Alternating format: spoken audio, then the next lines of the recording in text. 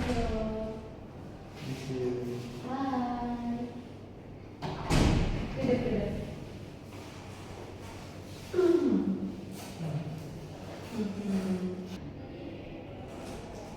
Halo, selamat siang. Iya, selamat siang. Gimana Iqbal kabarnya? Alhamdulillah baik. Baik sehat. Oh ya, BTW Iqbal. Sebelumnya aku mau nanya, kamu kan sekarang kuliah nih posisinya. Kamu katanya juga kerja ya? Iya, kerja. Oh, kamu juga kerja. BTW sekarang nih aku tuh pengen ngajak kamu konseling.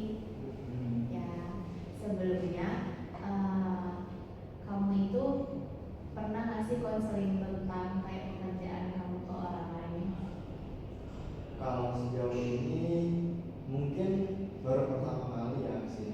Maksudnya baru pertama kali dalam sesi konseling. Mungkin ini sih baru pertama kali. Baru pertama kali. Nah, sebelumnya kamu pernah konseling kayak apa aja? Kamu ngerasain kayak konseling apa? Kamu cuma cerita pribadi pernah apa enggak? Kalau emang cerita sama teman juga cerita ya kan. Iya. Tapi saya tuh seringkali membatasi diri gitu. Cerita cuman yang mereka lihat doang lah gitu, ataupun emang bisa dilihat sama orang lain lah gitu ceritanya. Karena menurut saya yang mereka tidak tahu ya biarin gitu, biar saya sendiri yang tahu gitu. Jadi kamu kalau buat sesi konseling ini belum pernah ya? Iya, belum pernah. Tapi saya pernah mengikuti sesi konseling, tapi konseling kelompok. Oh, konseling kelompok. Iya. Tapi dari sesi konseling kelompok itu, dari permasalahan yang telah ada, itu bukan permasalahan saya yang dipilih. Jadi kita tuh memecahkan satu permasalahan itu dalam satu kelompok itu gitu. Jadi selama sesi konseling yang saya jalani waktu itu, mungkin untuk memecahkan masalah teman saya yang waktu itu, bukan permasalahan-permasalahan yang telah dialami oleh saya.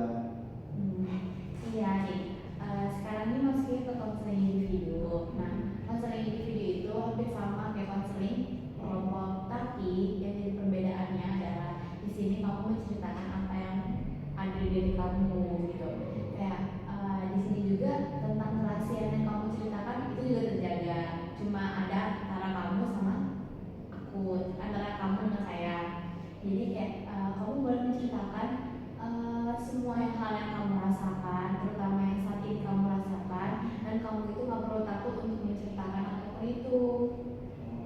Nah, terus kamu juga harus menceritakan dengan sepenuh hati, kayak tidak ada keraguan, tidak ada mikir kesana kayak apakah cerita saya bakal dijaga apa enggak. Pasti itu bakal dijaga karena itu apa sih namanya, hal yang harus memang kita sebagai konselor itu jaga, yang punya konselingnya, karena itu tidak boleh dibongkar karena itu kan privasi ya. Jadi kamu gak perlu takut buat menceritakan semuanya. Jangan kamu membataskan diri juga seperti kamu membataskan diri kepada teman-teman kamu. Tapi kamu di sini ceritakan semua yang kamu rasakan, keluh kesah kamu, kayak kebingungan kamu gitu. Kalau misalkan kamu sedih mau nangis juga nggak apa-apa di sini, nggak usah malu gitu kan. Nah, sekarang berarti kamu udah sedikit mengerti lah apa itu ilmu konseling ya. Iya. Mau saya jelasin lebih detail apa cukup di situ saja?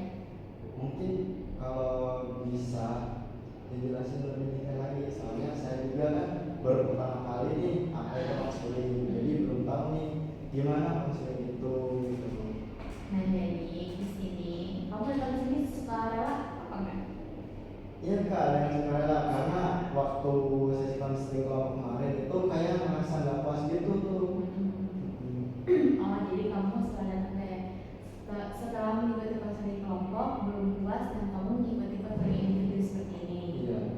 Nah, jadi konseling individu yang seperti ini itu hanya menceritakan tentang diri kamu dan tentang apa yang kamu alami secara terbuka seluas-luasnya. Dan konseling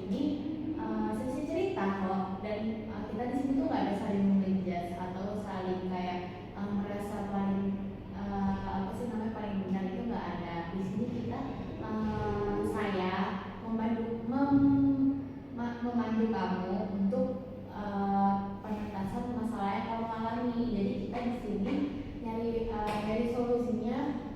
Saya membantu kamu untuk kamu mencari solusi, bukannya saya memberi saran tentang kayak kamu harus begini begitu, enggak. Tapi kita mencari solusi bersama-sama, kayak jalan yang mana sih yang harus kita tempuh, kita harus bagaimana. Terus kamu apa namanya, jangan sungkan untuk bercerita, jangan ragu untuk bercerita, cerita apapun yang kamu rasakan, dan nggak usah yang namanya mikir kesana kemari, kayak cukup kamu mikir kayak apa yang kamu rasakan saja. Begitu ya. Iya. Apakah masih kurang untuk penjelasannya, apa yang dilanjutin? Mungkin cukup kan. Penjelasan yang kakak sampaikan juga sudah saya mengerti. Sudah mengerti. Nah, sebelum kita lanjut ke sesi cerita kita, alangkah baiknya kita berdoa dulu ya, karena biar semoga waktu bercerita itu kita lancar. Oke? Berdoa sesuai kepercayaan masing-masing. Amin. Semoga lancar ya Iqbal ya. Nah, sekarang aku mau nanya, hal apa sih yang pengen kamu ceritakan kepada saya hari ini? Mungkin permasalahan saya waktu dalam bekerja yang bentuk dengan perkuliahan.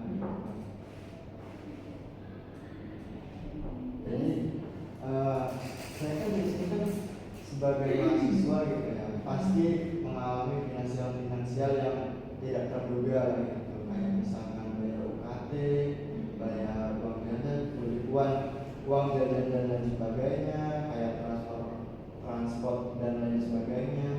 Belum lagi dengan kondisi tugas yang membuat kita itu mengeluarkan dana yang begitu besar gitu. Jadi sehingga saya berpikir berulang kali. Dari situ saya berpikir bahwasanya ketika saya mengandalkan finansial dari orang tua saya, itu tidak akan mencukupi gitu. Saya mencari cara itu untuk bisa menutupi ya seminimalnya bisa buat jajan sendiri gitu, bisa buat transportasi saja gitu. Jadi ketika saya di situ memutuskan bekerja, itu awal mulanya dari situ Kak. Jadi ketika di situ ada, ketika teman-teman saya tahu bahwa saya sedang mencari pekerjaan itu di waktu perkuliahan sedang berlangsung ataupun masih di hari-hari perkuliahan, bukan di hari libur, bukan di waktunya untuk libur gitu. Kan ketika mahasiswa itu kan biasanya ketika libur sudah tiba itu mereka baru mencari pekerjaan untuk sementara waktu, untuk mengisi waktu liburnya gitu. Tapi daripada itu saya sebaliknya gitu, ketika di waktu kuliah, di waktu bukan waktunya libur gitu, saya malah bekerja gitu, karena dengan alasan untuk menuntut finansial ataupun kebutuhan yang saya perlukan gitu Kak. Jadi saya di sini ingin menceritakan tentang gimana sih tekanan dalam bekerja ataupun dalam bekerja tersebut disambung dengan perkuliahan yang begitu padat waktunya. Saya sebenarnya memutuskan bekerja itu tertekan sekali kan. Kalau dibilang tertekan, tidak tertekan sekali karena ketika kita sudah menjalankan perkuliahan saja kan sudah lelah gitu. Apalagi ini disambung dengan pekerjaan, apalagi ini disambung dengan bekerja. Di balik itu juga saya merasa di pekerjaan saya ini kan yang bisa dibilang gajinya ya tidak seberapa lah gitu, hanya buat mencukupi uang jajan atau kebutuhan saya selama 1 bulan. Itu pun terkadang 1 bulan pun itu tidak mencukupi gitu. Hanya gimana ya, sekedar bisa gimana ya, bisa menutupi sementara lah gitu. Selain daripada apa yang telah diberikan oleh orang tua gitu. Nah, setelah saya memutuskan untuk bekerja, saya juga kan di situ kan ada teman yang menawarkan saya untuk bekerja di warung kopi. Nah, warungnya ini bisa dikenal ramai lah gitu tuh, bisa dikenal dengan warungnya agak lumayan besar lah. Ketika perhitungannya itu bisa hampir sama dengan kafe gitu. Jadi saya memutuskan untuk bekerja di situ. Nah, jadi setelah saya berpikir berulang kali apakah saya bisa atau tidak, udahlah saya memutuskan untuk mencoba untuk bekerja di tempat tersebut. Ayo coba dulu, 1 bulan bisa 1 bulan. Ketika saya udah mulai tuh, saya diajak kepada ownernya, sama teman saya, bang ini ownernya katanya, untuk ngobrol ngobrol ini itu dan sebagainya, gimana sistem kerjanya, gimana maksudnya mulai kerjanya itu dari jam berapa sampai jam berapa, gimana ngatur waktu buat perkuliahan sama kerjaan. Nah, selain daripada itu, setelah saya ketemu dengan ownernya, setelah setengah hari kita ngobrol, kita ngomongin ini itu dan lain sebagainya, habis itu mulai nanti waktu itu kan masih di bulan November kalau nggak salah itu kan waktu di bulan November. Nah, di bulan September, di bulan Oktober, saya tuh diajak ketemu itu kan sama ownernya. Nah, ketika diajak ketemu di bulan Oktober itu, tepatnya di tanggal 27 kalau nggak salah. Nah, Iqbal mulai masuk tanggal sekian, misalkan tanggal 5 gitu. Oke, nanti saya masuk tanggal 5. Jadi sebelum masuk itu saya udah ada obrolan sama ownernya. Nah, setelah sekian hari menunggu ataupun berlalu gitu, saya mulai bekerja lah di situ menggantikan yang keluar daripada warung tersebut. Jadi yang keluar dari warung itu ada 2 orang, 1 cewek 1 cowok. Nah, habis itu kan saya kan bekerja tuh menggantikan 1 orang. Nah, sedangkan warung itu masih kurang 1 orang lagi. Nah, jadi karena di situ masih kurang 1 orang, di situ saya terkadang saya melayani di dalam warkop, saya bekerja di dalam kayak menyiapkan menu dan sebagainya, menyiapkan menu untuk apa sih namanya, pelanggan, untuk dipersiapkan lah gitu pada pelanggan. Nah, selain itu saya juga terkadang jadi pelayan. Nah, di balik itu juga saya seringkali disuruh sama teman saya untuk menjadi tukang parkir gitu. Nah, sebenarnya enak gitu, gajinya sama aja gitu. Gajinya sama aja meskipun menjadi sering kepada tukang parkir itu lebih capeknya ketika sudah ramai, terus di kendaraan juga kayak acak-acakan gitu lah, kayak udah benar-benar nggak teratur gitu. Sedangkan di situ kita kan perintahnya jangan sampai dilenceng gitu ya kayak. Jadi ketika itu ada beberapa motor yang dilenceng, posisinya itu dalam. Jadi saya di situ kan sendirian, jadi kesusahan dalam mengatur gitu.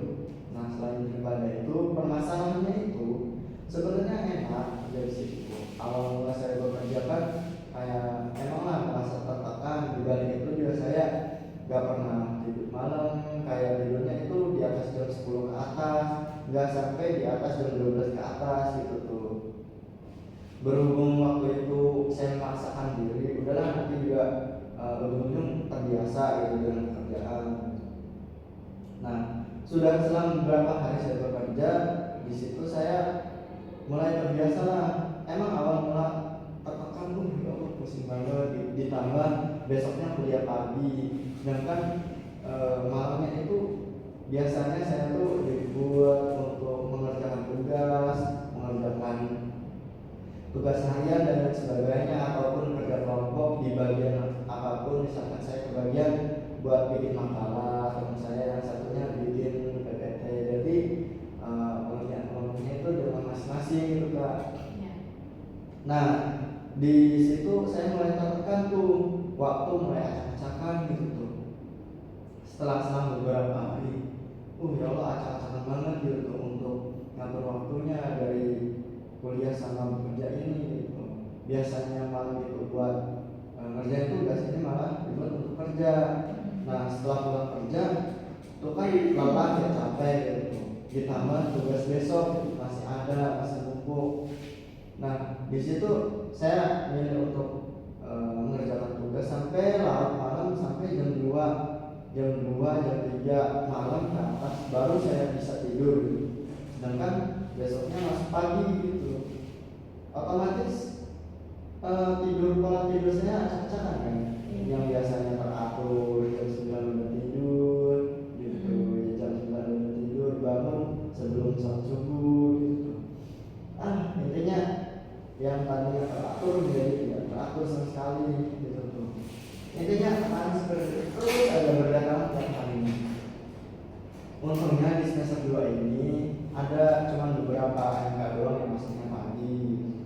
Nah tapi di balik itu juga saya juga masih merasa, ya Allah gimana gini ngejalaninnya kalau terus-terusan kayak gini gitu.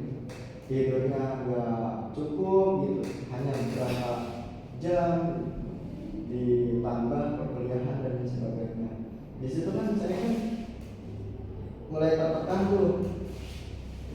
Tapi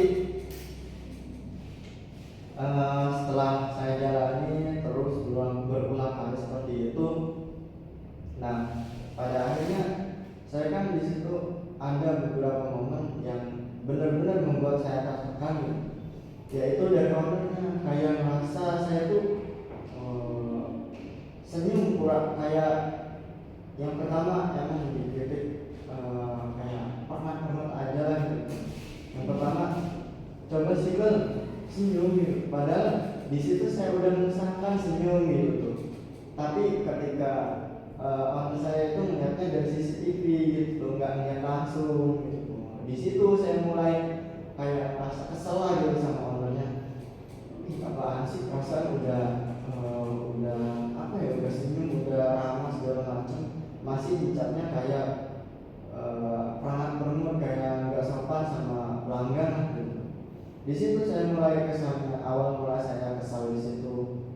Nah selain itu juga saya terus saja bekerja sesuai arahan, sesuai perintah, sesuai apa yang diinginkan sama owner saya itu.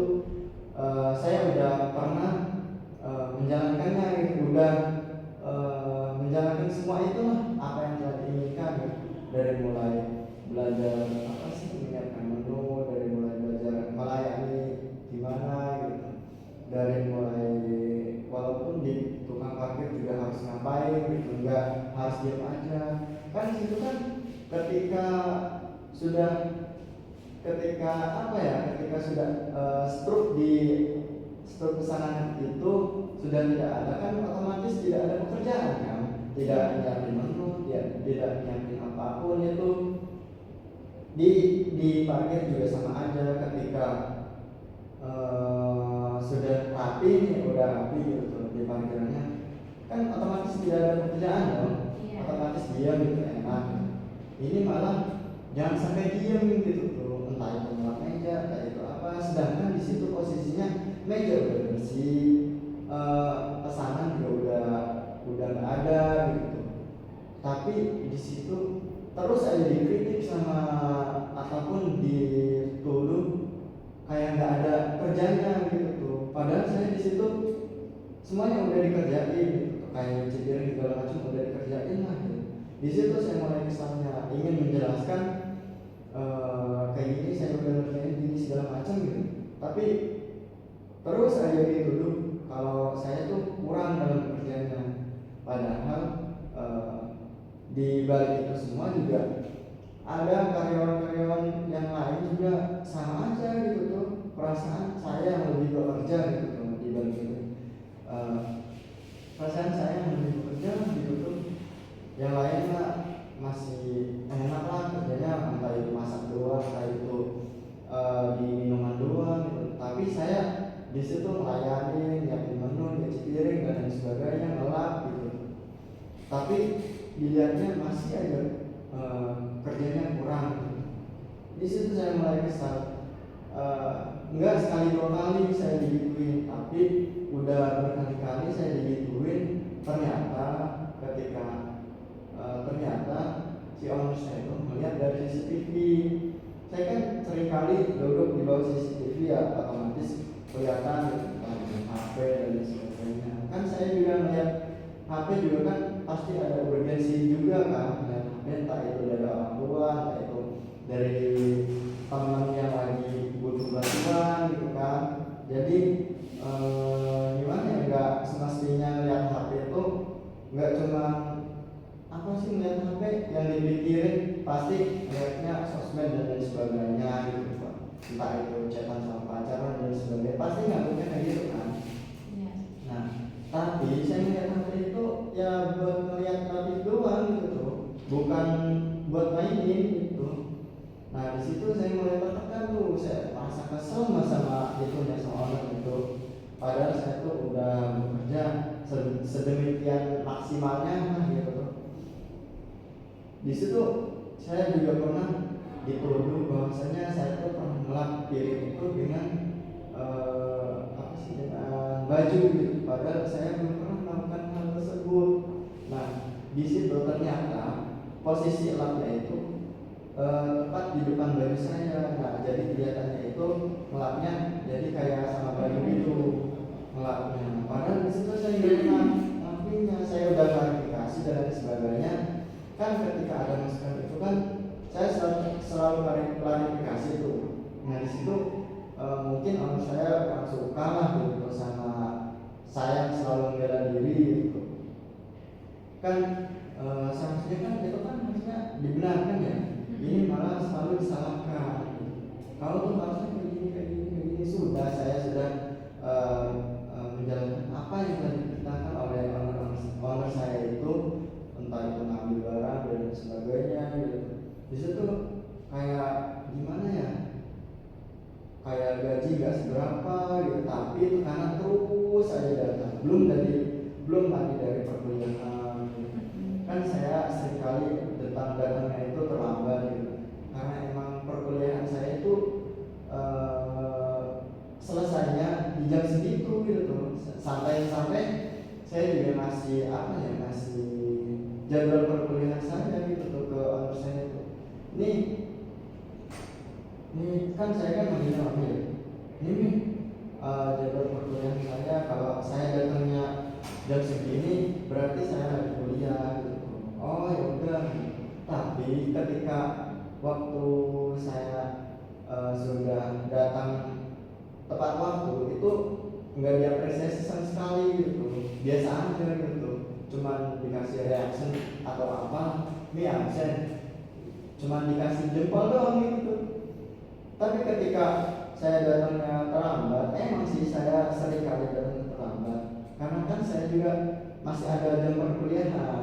Selain daripada jam perkuliahan, saya juga ikut organisasi gitu. Mending lah saya masih ada konfirmasi nih, mohon maaf telat gitu, karena masih ada rapat ini dan lain sebagainya. Di situ saya malah dijudge kayak gini, kalau emang kamu mau fokusnya ke perkuliahan ya udah berhenti aja. Di situ saya mulai berpikir apa berhenti aja gitu, daripada terus-terusan kayak gini, daripada terus-terusan gini gitu tuh. Apa memang berhenti aja apa gimana gitu kan. Selain itu juga terus aja dijudge nggak balik gitu. Padahal kan saya kan anak perkuliahan gitu, anak kuliahan pasti tahu disiplin, tahu enggak gitu, tahu gimana waktunya bekerja, gimana waktunya kuliah gitu, gimana tahu letak fokusnya lah gitu.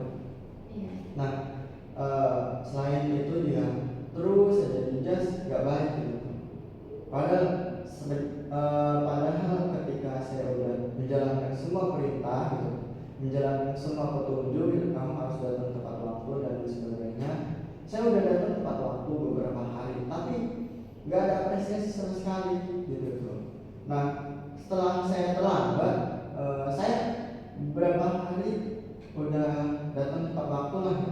Ketika satu hari saya datang terlambat, kok kamu dibilangnya terlambat mulu gitu tuh, nggak pernah tepat waktu gitu. Di situ saya mulai kesal, kekesalan tuh terus aja melonjak kayak ngomong kasar lah. Oh anjir, emang si owner nih gitu tuh, apa sih maunya gitu tuh.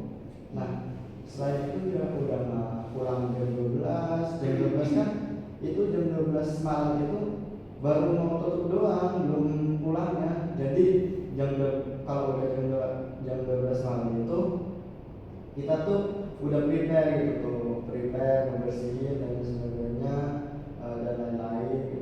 Beresin kursi, matiin lampu gitu, nyuci piring gitu. Nah, makan udah kayak gitu. Nah, udah gitu kan pulang-pulangnya jam 1 lah sampai rumah gitu. Jam 1 setengah 2 belum ngerjain tugas, belum ngerjain yang lain, belum gitu. Jadi perkuliahan saya tuh berantakan banget lah gitu. Di semester ini tuh kayak nggak teratur gitu.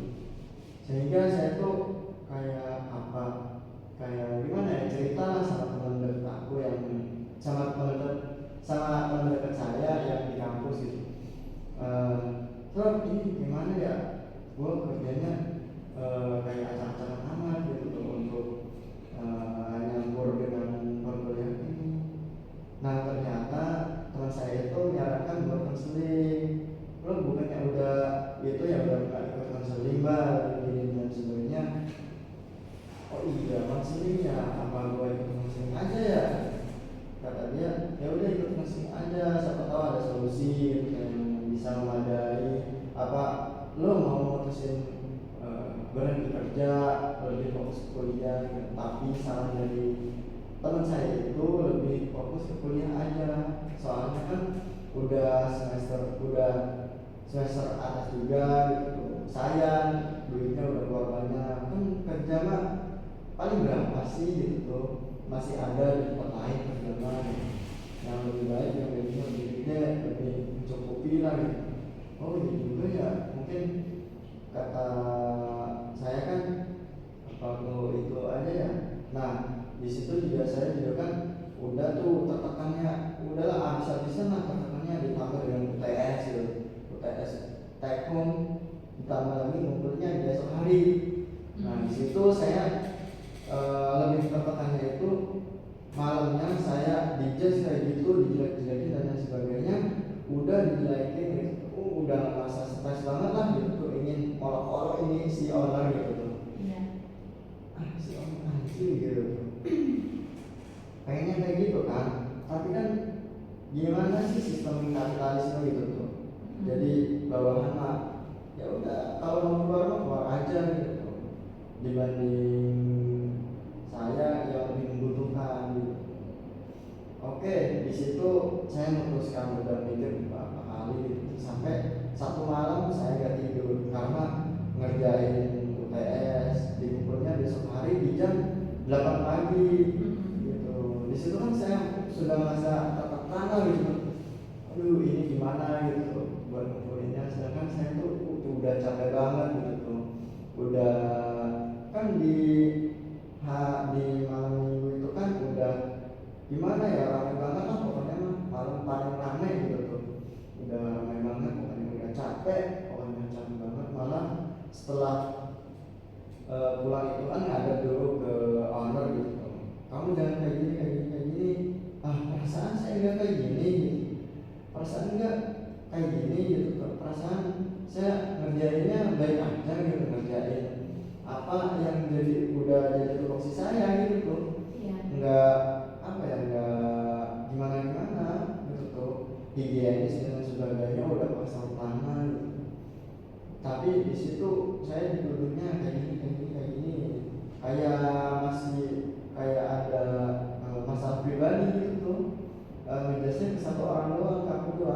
ke saya doang gitu. Di situ tuh udah saya muak lah, mulai muak lah di situ ya. Mungkin saya udah muak ngerjain tugas juga udah kayak orang gila lah di situ, ngerjain tugas juga nggak fokus itu udah asal-asalan lah. Yang penting kerjain gitu, ngerjain UAS. Sedangkan besok dikumpulinnya pagi gitu, jam 7:30 maksimal jam 8 gitu. Udah di situ saya agak tidur, saya ke kampus, habis ke kampus di kampus juga MK ya gitulah ala kadarnya, duduk ngedengerin dosen ngomong doang sama ngedengerin temen presentasi doang gitu. Nah habis itu kan sorenya kerja lagi gitu, jam 4 gitu. Nah di situ saya sudah muak gitu, udah gak tahan lagi lah sama kelakuan pekerjaan macam apa ini gitu, padahal gaji nggak seberapa gitu, tapi pekerjaannya kayak nyiksa banget gitu, padahal nggak itu tubuh, nggak itu di kesehatan, nggak itu di mental, itu kayak nyiksa banget gitu, padahal gaji nggak seberapa, kerjaan seberat itu gitu. Jadi kayak saya tuh udah tertekan banget lah gitu dalam pekerjaan itu gitu Kak. Jadi saya mengikuti konseling ini supaya dapat solusi gitu, apakah baiknya saya berhenti dari pekerjaan itu apa gimana gitu Kak. Saya apresiasi ya kalau kamu mau cerita semuanya. Kamu udah keren, kamu udah mikirin orang di rumah, kamu udah mikirin finansial gimana ya ke depannya gitu kan. Kayak kamu udah cari solusi nih, kayak saya tahu kebutuhan finansial saya lebih banyak karena kamu memutuskan untuk kerja, membagi waktu antara pekerjaan dan perkuliahan, dan pekerjaan itu juga malam gitu kan, dari sampai malam, dimana kau pasti saya yakin kamu ya udah capek fisik, capek mental gitu kan, badan capek gitu kan, pikiran juga capek gitu kan, tapi kamu hebat, keren, kayak oh masih sanggup loh gitu, walaupun tekanan dari tempat kerja ada gitu kan, terus tekanan dari kampus juga ada gitu kan, kamu udah keren banget, udah bisa banget yang namanya kayak memikirkan ke depannya bagaimana. Kayak saya salut banget sama kamu karena kamu udah mikirin ke jauh sana. Terus sekarang kamu lagi dilema kayak apakah saya harus berhenti atau saya harus lanjut gitu ya. Iya Kak, begitu Kak. Sebelumnya saya mau nanya, kamu pernah kayak nyatet kayak kamu pergi kuliah atau kamu kerja terus kamu harus mengerjakan tugas, kamu pernah nyatet kayak waktu dan jamnya itu belum?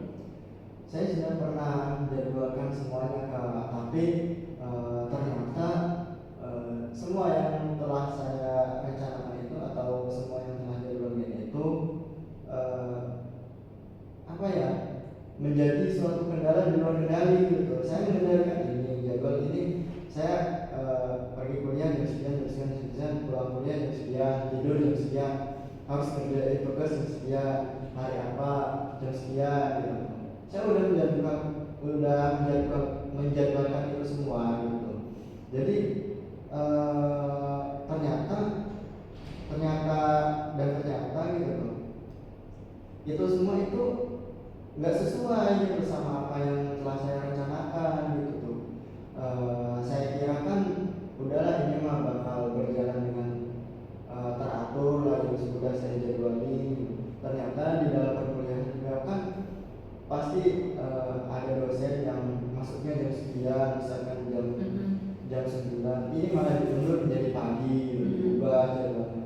Saya harus mengubah jadwal itu semua lagi gitu. Saya udah mengubah jadwal itu gitu. Tapi ada beberapa tekanan juga gitu, masih yang membuat saya kewalahan gitu. Padahal saya udah menjadwalkan itu semua gitu, biar semuanya berjalan lancar gitu.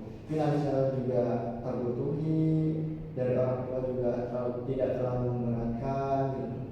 Jadi biar semuanya berjalan lancar maka gitu saya sudah menjadwalkan itu semua. Tapi masih saja itu masih apa ya, masih Tidak teratur ya? Tidak teratur, tidak terkendali lah, masih banyak stresnya gitu loh, daripada senangnya masih banyak maknya lah gitu dengan ruang lingkup kayak gini nih, terus-terusan yang kayak gini padahal udah diatur gitu loh, tapi lingkaran tersebut terus aja berjalan gitu. Padahal udah diatur nih jamnya, udah diatur jadwalnya, jam berapa kamu harus pergi kerja, jam berapa kamu harus kuliah gitu, jam berapa kamu harus nugas, jam berapa kamu harus tidur gitu. Itu kan udah dijadwalkan, tapi semua yang udah dijadwalkan itu nggak sesuai sama realitanya. Realitanya kayak gini, menekankan dan lain sebagainya, tapi yang sudah direncanakan kayak seolah-olah tidak ada rencana gitu dari sebelumnya. Dan jadi kayak sia-sia aja gitu usahanya, kayak gimana ya, belum juga dapat 1 bulan gitu. Ini kan saya kan baru mulai kerja itu kan di bulan Desember ini Kak, gitu. Jadi di akhir November lah gitu, bukan di akhir November sampai Desember. Jadi belum juga dapat 1 bulan gitu, udah bangkangan gitu. Apakah terus bekerja demi memenuhi finansial saya sendiri gitu, apakah harus berhenti gitu. Tapi saya juga berpikir kalau berhenti apakah finansial saya dari orang tua bakal mencukupi gitu. Di balik itu juga banyak pengeluaran yang tak terduga gitu. Belum lagi dengan teman-teman, belum lagi dengan organisasi gitu. Selain uang jajan saya, mungkin uang jajan saya udah teratur lah, sehari itu harus berapa. Tapi di balik itu juga harus ada pengeluaran di luar uang jajan gitu. Gimana caranya uang jajan tetap segini, tapi pengeluaran yang lain tetap terpenuhi gitu. Makanya saya memutuskan untuk bekerja. Jadi setelah saya bekerja, setelah saya melakukan itu semua, ternyata di luar nalar lah gitu tuh, di luar logika apa yang telah saya pikirkan gitu tuh. Jadi saya memutuskan buat ikut konseling itu, konselingnya kelompok ya Kak ya, konseling kelompok. Saya kira itu dapat membantu, ternyata tidak gitu tuh. Di situ saya semakin kecewa, saya semakin stres lah gitu tuh. Saya pengen tahu ke depannya, pengen tahu jalan lah gitu ke depannya kayak gimana gitu. Selain kan kamu udah melakukan mempercobakan konseling kelompok, ya kamu sudah memanage waktu, sudah menjadwalkannya. Terus kamu merasa hal apa yang belum kamu coba lakukan? Hal yang belum dilakukan itu mungkin solusi kan. Solusi. Saya sendiri kalau saya mencari solusinya sendiri itu terkadang saya harus kayak gini. Terkadang apa yang saya solusi sendiri itu tidak berjalan gitu kan. Pasti ada aja gitu tuh, itu apa sih masalahnya gitu. Jadi saya butuh solusi dari luar nih, dari temen, dari ini. Ternyata teman saya itu mengusulkan untuk konseling gitu. Selain kan kamu sekarang melakukan konseling ini kan karena tadi saya bilang kita mencari solusi bersama-sama, ya kan? Sekarang menurut kamu kayak kamu sudah mencoba semuanya, tapi kamu sudah mengapresiasi diri belum tentang apa hal yang sudah kamu lakukan, kayak usaha yang kamu lakukan, kamu sudah mengapresiasi diri kamu atau belum? Sejauh ini belum sih kan. Belum. Kalau apresiasi diri kan kayak bergantung kesenangan kita kan. Kayak misalkan kalau orang yang hobinya belanja itu kan pasti beli barang-barang yang dilihat terus suka gitu sama barang-barangnya. Itu kan bentuk apresiasi diri kalau yang suka belanja. Tapi saya belum tahu apresiasi diri saya itu bagaimana gitu. Jadi mungkin saya butuh waktu luang lah gitu buat memikirkan apa yang saya senangi gitu. Karena saya tuh merasa merasa tidak senang gitu tuh sama semuanya gitu ketika sudah ada pikiran gitu, sudah ada pikiran ketika ada perkuliahan, pikiran ke pekerjaan itu saya nggak memikirkan hal-hal yang seperti mengapresiasi diri itu Pak. Sebenarnya Iqbal ya, bentuk apresiasi diri itu bukan hanya kita memberi kepada diri kita sendiri. Apresiasi diri itu banyak. Contoh seperti kamu kesal oleh owner kamu tadi, gitu. Padahal kamu sudah datang tepat waktu, atau kamu tidak melakukan hal yang tidak sesuai dengan kata owner kamu. Kayak kamu cukup entah itu mengurus diri sendiri, entah itu hanya mengurus dada. Kamu bilang ke diri kamu sendiri kayak saya hebat, saya sudah melakukan apa yang sesuai dengan yang ya terstruktur lah bahasanya, kayak apa sih namanya, aturan-aturan yang ada di tempat pekerjaan sudah saya lakukan. Saya sudah keren karena saya sudah memikirkan hal kedepannya. Gak apa-apa gitu, kayak bisa dilewatkan gitu. Mungkin kalau misalkan kamu gak bisa kuat buat sekarang, gak apa-apa gitu. Kayak buat sekarang kita selesaikan dulu, tuntaskan dulu. Kamu menyebut diri kamu, kamu bisa dan kamu hebat, itu termasuk yang namanya apresiasi diri gitu. Kayak kalau kamu berenang, coba melakukan hal seperti itu. Setiap kamu merasa jenuh, apapun kamu merasa kesal gitu. Kalau kamu merasa kesal, kamu cukup mulus dada sendiri kayak Iqbal sabar ya gitu. Kayak pasti bisa kok, pasti lewat kok gitu. Pahitnya harus ditelan dulu kok, pasti setiap ada pahit pasti ada manis kok gitu.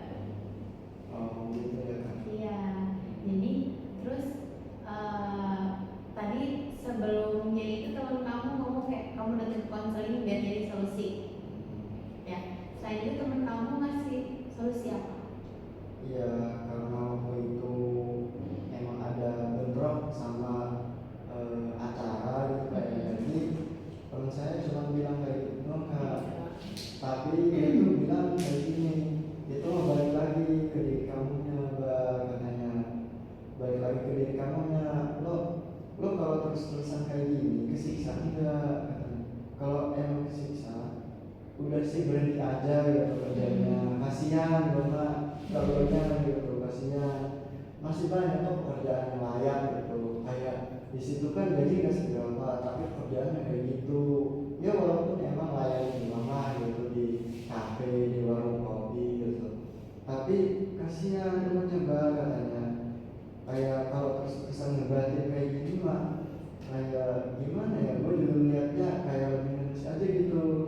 Tapi kan saya kan di situ bilang iya ya, apa aku berhenti aja ya, apa gue kerja berhenti aja ya dari kerja gitu, ketimbang terus-terusan kayak gini gitu, masa mending dikasih duit secukupnya lah gitu daripada bekerja kayak gitu, walaupun emang bisa lah buat menutupi dalam 1 bulan gitu Pak.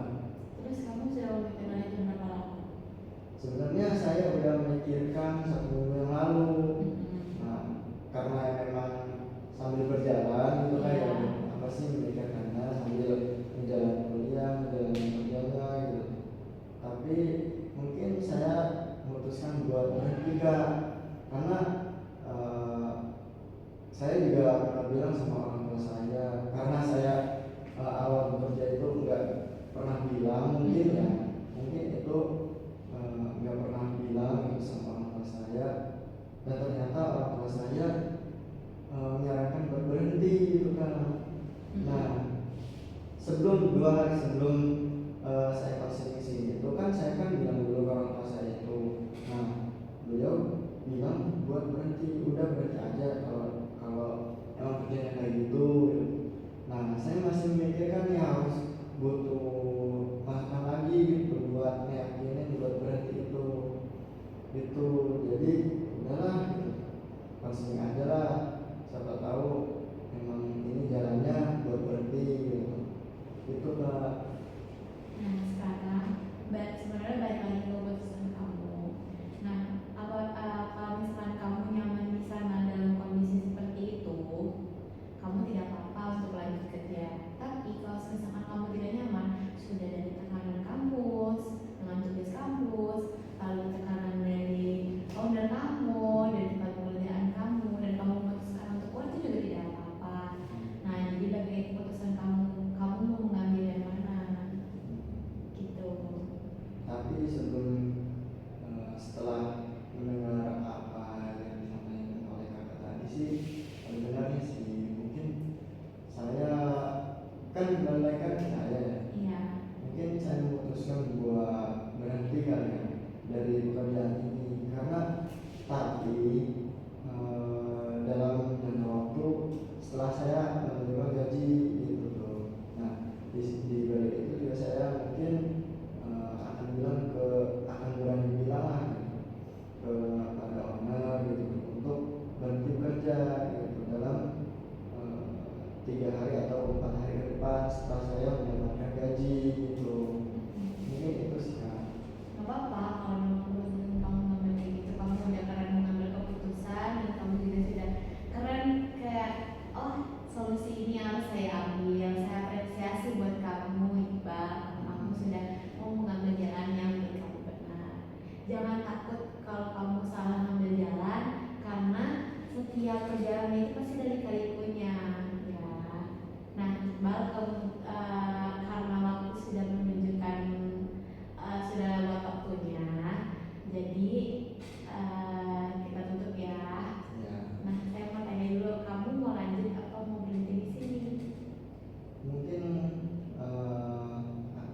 masih banyak sih yang mau saya sampaikan gitu kan. Tapi boleh di luar daripada itulah gitu. Nanti ada sesi pertemuan berikutnya gitu. Boleh.